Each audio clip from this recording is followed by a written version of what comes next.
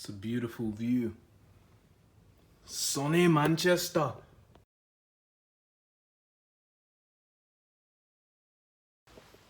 Chilling in the hotel room.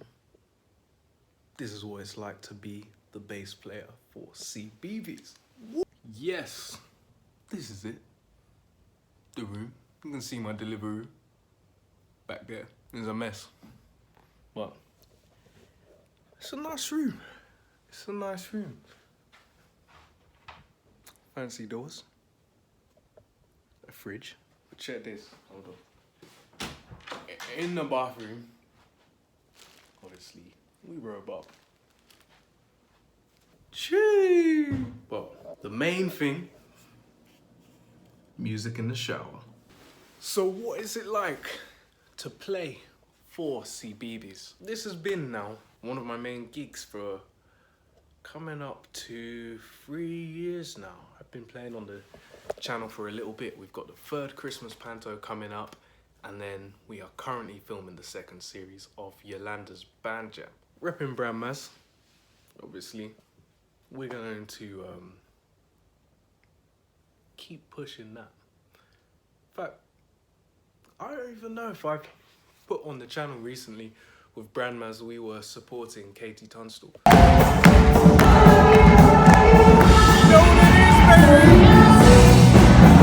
So I'll probably drop in a clip or two here as well. But yeah, what does a TV show consist of? We have early starts. We are getting picked up at 7:15 and leaving about 6 if we get all these takes done. It's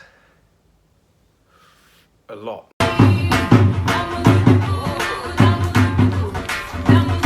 It's a Saturday, it's the day off, so we are just, everyone's off doing their own thing. You know, we have our downtime in the evenings, get meals, and try and sleep as much as possible. Typical day, wake up about 7, no, alarm set for 6, go down, get breakfast. This does not look like coffee. Shower, arrive at the venue. We're filming up in Manchester this year. And yeah, 3 biggest challenges I've had so far with music for TV media. 1, content. And this is more to do with potentially the changes that goes on, the changes in content.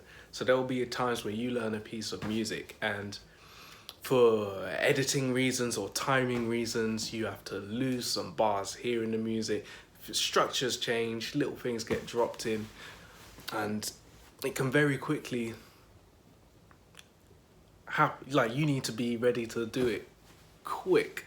So we might have a practiced, rehearsed version that's in your head, and then 5 minutes, 10 minutes before a pass with the cameras, we actually no, we're not going to do it like this. We're going to chop this section here, going to chop this section there. And yeah, it's just remembering all those little things. It's sometimes, for me, especially with more the panto stuff and the like live shows rather than when you're filming episodes, it's a case of having about 6 or 7 different versions of the same song. That gets tricky. I'm just making a video because it's fun. Hit that like button. Hit that like button. Yeah, I'm just gonna keep it 100% with you guys because I don't want to sell dirty laundry hopes and dreams.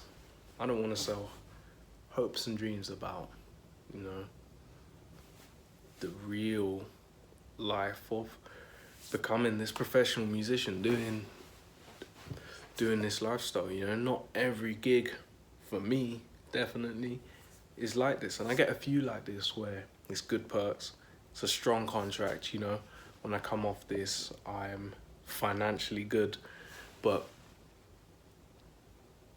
it's one of those ones, a potential downside with working in this TV media space is you don't know when the next one is gonna be. Like, You have to wait to see if the show's going to be commissioned. It can take a while for the show to come out. So last year we filmed in July, and then it actually started airing in January. So it's about now is the first time I start getting the odd getting recognized by the odd 5-year-old here and there, which is interesting. Yeah, it's just an interesting shift, you know, interesting change in gig. What else? What other challenges do we have in music, in my music path here? I won't even lie to you guys, for me it's the food. You struggle sometimes, depending if shoots are overrunning, if sets are overrunning, you know, getting a hot food. I can't do this cereal and bread business. It's not for me. I eat rice and chicken for every meal of the day. So let me take you on the delivery tour. So here I've found a good Chinese, so I'm gonna shout them out. Hi hi, hi hi, hi hi Chinese in Manchester. I've been ordering this. I've been living off Chinese every day. I've had duck, the best duck I've had. I've had sweet and sour chicken and egg fried rice. It's been a good setup. So when I've got these gigs, it's beautiful. It's absolutely lovely, but you know, you have to cover yourself if the show doesn't get recommissioned. You have to, yeah, keep stuff in the pipelines. This year I've also got the Christmas show, again, with CBeebies. So, yeah, basically over time I've just kind of become CBeebies bass player. It's a cool gig. It's a cool gig to have. Me and Ailey, my guitar twin out here, we're just here doubling up on these shows. Piece of artwork there for you. Don't watch the trim, it's dead.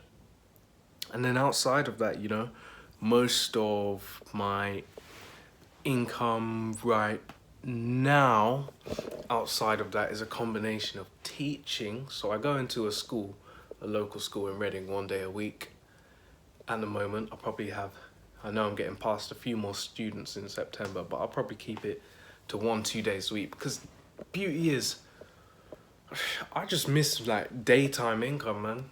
Daytimes are quiet. They're quiet. Everyone's at work.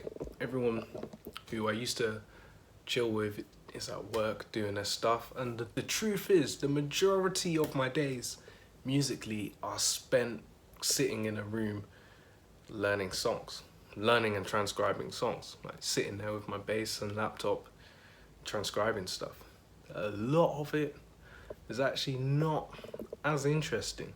Like, this stuff is cool. Like we're chilling. Like, have a look. We're chilling out here. Like, it's nice. But this isn't every day. This isn't every day. Most days I'm sitting in a room at a desk like that, my laptop and bass, and just learning songs and prepping lessons. So a lot of my income right now is coming from teaching. Got a couple group classes happening as well. I'm getting this online thing sorted. Like, this is happening for now, because one of the biggest hold-ups for students, especially learning, is like cancellations of lessons. So if they have something on, you know, that lesson gets postponed, and it's that potential inconsistency of lesson, and also for the teacher, inconsistency of income. And there's times you've got gigs as well when you can't then go and do that lesson. So what I also found was that in teaching, you end up going over the same thing numbers of times, like again and again and again, different students, same students, you're recapping the same thing. So what I started doing was recording a video of a set lesson, so I can just send that out. And it's been a massive improvement. It's stuff that people can go back to and look at, so they can actually look over the content before the lesson or after the lesson, you know, rewind, fast forward, and really get to grips with it. If you're a teacher, man, I recommend you do this, because it's gonna fast track the learning process. So I will be launching an online course, an online membership lesson site where we're going to go live and have recorded sessions in there. And it's going to get other teachers in as well. It's definitely going to be the fastest way to learn. I know people are still like, oh, personal lessons, you know, I want the lesson. It's like, cool, but it's a lot of work. And it's a lot of extra work and a lot of extra time for you, for the student, that you just don't need. Like, if you had an online lesson or online videos, you can have like an in-person lesson once a month or something, and that would be more than enough, because then you still get that feedback as well. Or say a one-to-one on Skype or something, FaceTime. It still works. How did I get onto TV and media playing bass guitar? How did I end up on kids TV and getting paid to play nursery rhymes essentially and other cool songs? Anyone will tell you this isn't where I thought I would be in that sense, but it's just been a whole new world that has opened up. Now, it's just why your network is so important. I'm scrolling through Facebook one day and I see a message post come up about there's a project going on, and you just have to email someone at bbc.co.uk. So I go through it, I send over my stuff, and I get a call from the MD. No, in fact, they book in an audition. So I book in the audition for Friday, right? I'm all prepped, I'm ready to go. And then I get a family member that needs picking up from the airport. I really, at this point, have no idea what this project is. I'm like, okay, I'll just go and pick up the family member, you know, because family comes first. For me, I thought that's the end of it. I thought that's the end of the gig, you know, or whatever this opportunity is. That's fine, I've missed the audition. And 3 days later, I get an Facebook message. I get a Facebook message from the MD seeing if, are you still interested in getting involved? So I'm like, okay. So I guess this is why, for anyone who's still studying now, or is just not even studying at all and looking to get into more stuff, why having content of some sort online is beneficial. I got a call out based on my Instagram and website. Had I not had that set up, I would have definitely not got this gig at all. Things would have looked massively different. I then got a call, so they wanted to make sure that I had that versatility. That's another thing about the TV shows that we're doing here. You have to be versatile in a lot of different styles. So this series of Yolanda's Band Jam, we go from like a bit of ska to more like punk to what, Latin, pop.